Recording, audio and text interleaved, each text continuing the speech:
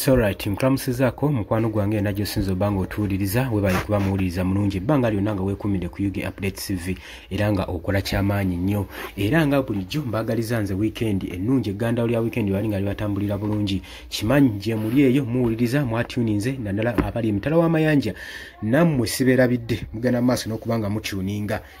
kaakati nno amawulire agali ku siini saawa zino ebigenda maaso mu UPDF Amendment Bill egenda okubanga eyisibwa mu parliament ewa omwaganya kooti y'amagye okubanga ewozesa ba civilian abantu ababulijjo mu kooti yaabwe newankubadde Supreme Court yakisazaamu n'egamba nti nno kino bano balaakinga credibility oba n'obumanyirivu okulaba nga bawozesa ba civilian mu kooti yaabwe n'ekirala ensonga zibaawa Supreme Court gye yawa inti kino kivoola ssemateeka n'okwandamininga constitution rights eri ba civilian mu ggwanga era nga kino bajja kubanga abalabanga ekikolwa ekigendereddwamu military courts okubanga beefunira omwaganya okusobola okulaba nga bakwata ba civilian obbawozesa mu kooti zaabwe kyokka nga tebalina na bumanyirivu nawuliddeko ne mu nkubo nti abamu ku bajjaaji batuula kakiiko ako abamu even tebatuukako na mu senior 5 be batuula kakiiko ako ogenda okulaba nga bawozesa ba civilian kaakati Anthony General Kiwanuka Kiryowa agambye yakuutidde ba MPs abaka ba parliament bonna abo abagenda okweyama okuyisa lino etteeka abagambye mu byonna bye mukola bye mubanja mu Amendment Bill eno ya UPDF kyemba temwerabira kwe kwongerako provision kwongerako okusaba mu UPDF Amendment Bill egenda oyisibwa ya 2025 agamba equipment season zonna military equipment season zonna eziri mu UPDF basobole okubanga bazimakinge ne UPDF oba amannya gaabo buli gwe bakwase mundu nga bamuteerako erinnya lye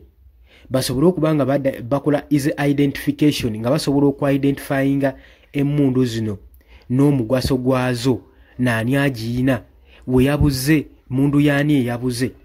nze ngamba ekikolwa kino kijja kubeera kirungiko singa banaaba bakase etteeka lino okuyisibwa lwaki kubanga UPDF oba kooti y'amagye beegumbiridde omuze ogw'okusetolinga oba okuplantinga equipments military equipments mu basiviliani nga n'ekigendererwa kya bakwata batwala bawozeseza mu kooti y'amagye